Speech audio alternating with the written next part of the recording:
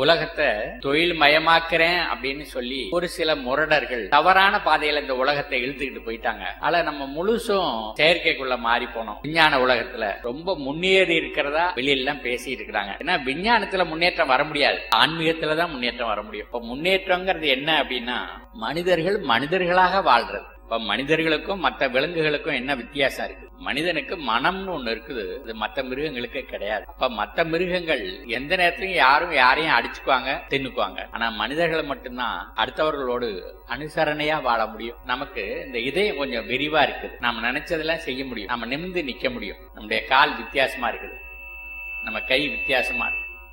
மனிதர்களை மட்டும்தான் நமக்காக மட்டும் யோசிக்காமல் அடுத்து வரப்போற தலைமுறைக்காகவும் யோசிக்க முடியும். அப்போ மனிதர்களா வாழணும் அப்படின்னா ஆன்மீகம்தான் வழிகாட்ட முடியுமே ஒழிய விஞ்ஞானம் வழிகாட்ட முடியாது.